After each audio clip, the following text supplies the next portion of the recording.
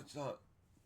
That's why it's only 4, not 4, because I'm still collecting this game, so I will have more theirs in the future. I don't want to have to come up with new titles for new parts. So this is just 4 at the moment. There might be more in the future. Anyways, um, I have a couple vigilance cards, and then the aggression cards to talk about today that are rare for this game. Here, who makes your opponent's events cost more, which is kind of cool. Also, he has the restore ability, and it tells you what it does right there. He's very. He is safe. He is. No, he has won games. No, he's helped me win games. He hasn't directly won games, but he's definitely made me winning games much easier. I think I mentioned in the pure vigilance video, that Mandalorians like the armor, like the equipment, I mean. And this is a grip card. And as you can see, it helps this equipment cares about Mandalorians. That is what is good synergy. Having the unit care about equipment, and having equipment care about that type of unit. That is good synergy. They know what they're doing in this game. Even without the Mandalorian shield token, a 1-3 for 2. I believe that's the same except for reverse of Luke's lightsaber, which is the same cost. So standard bonus, and that's just the cherry on top of the cake if you can get it up to a Mandalorian unit. Which Boba Fett and Jango count as Mandalorians, even though they are far as from Mandalorian as you can be. They're just wearing the armor basically. Overwhelm's an interesting ability. It means if I attack something and it has, let's say, I attack a 4/4, and I'll do 3 damage to the base. I'll do 7 to the 4/4, and then 3 damage to the base.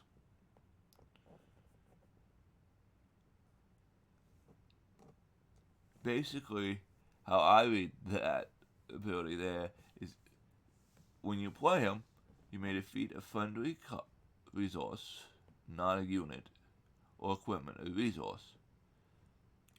I almost said you should put this in Lando deck because Lando's doing the same thing. But Lando wants a low curve. This is above the curve that Lando wants because Lando's destroying resources. So yeah, don't put this guy in Lando. But when you play him, you can defeat a resource of your own. And if you do, you basically you want him, whatever deck he's in, you want him to be the top of your curve. You don't want 7, 8, 9, 10s. But having 6 at the top of your curve is very easily doable, especially in aggression. But yeah, basically this says, defeat a resource, defeat one of your resources, defeat an opponent creature, a unit, ground unit. That's pretty powerful. That's what I was trying to get at with all that round 1.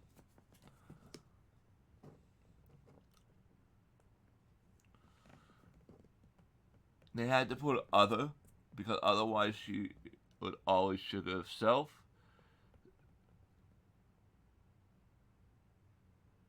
And the attack trigger's nice too. 2 for a 2/3, and then those 2 abilities, which you can easily. Wait, hold up.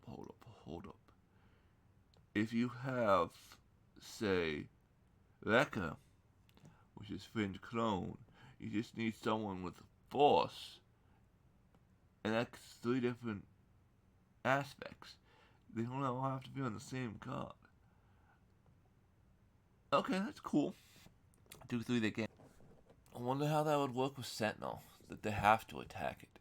If it can't be, I think they could just ignore the Sentinel.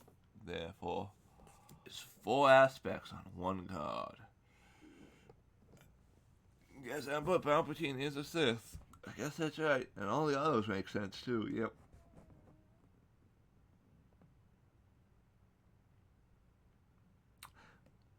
So yeah, You can kill one big thing, you can kill a bunch of small things, you can just do a bunch of damage to little small things. You can kill one big thing and damage another big thing, and then play the command leader unit Emperor Palpatine and steal the big thing that you did one damage to. Lots of versatility with Emperor Palpatine. There's a red leader who doubles bounties, and then this guy cares about bounties, and I think the leader is Bosk, who is red.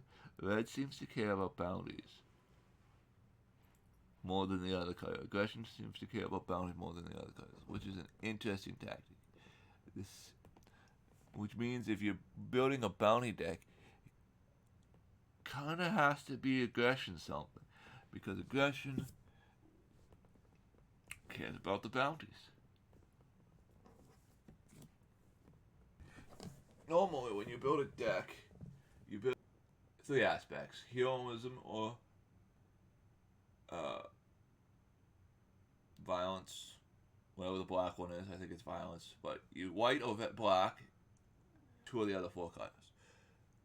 Thing is, you see double pip?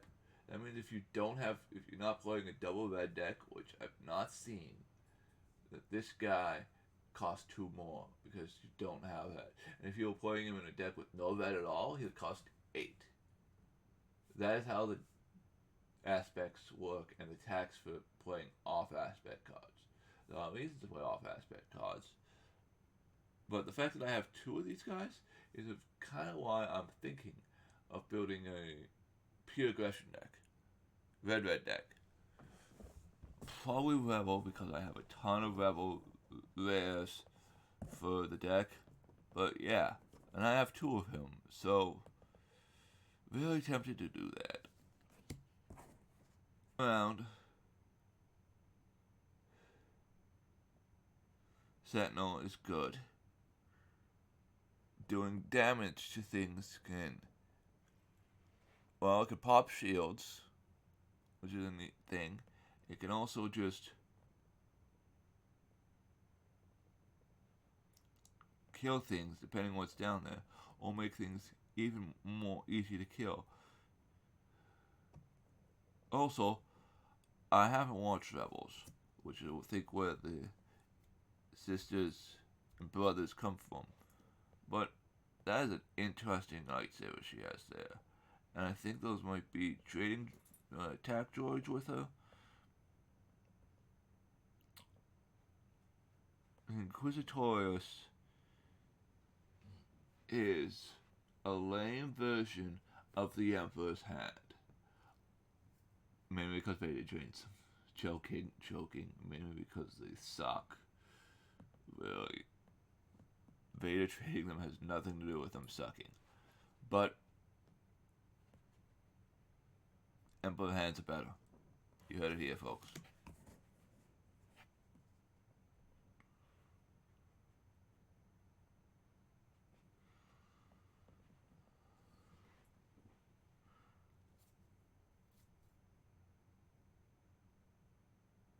So this just lets you do damage to your enemy's base. Cool.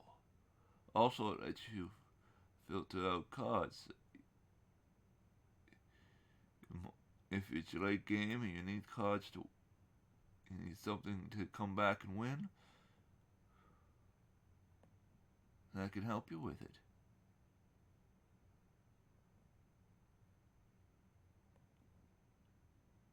But it needs to be heroes cards, otherwise you'll whiff.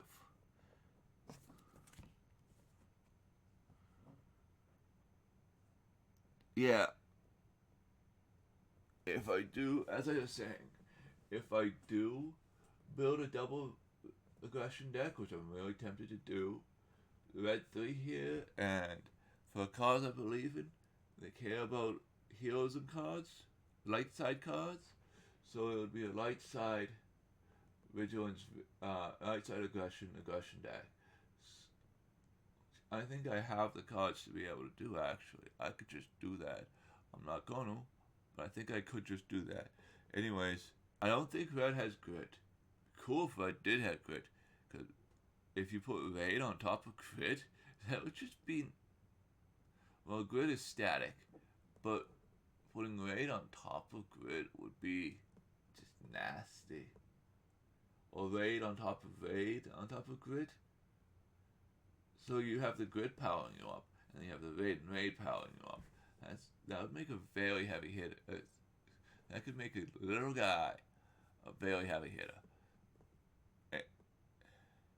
Anyways, for now, this is the end of my Star Wars Unlimited Rares. I hope you enjoyed the 4 videos, and we'll see you in the next video.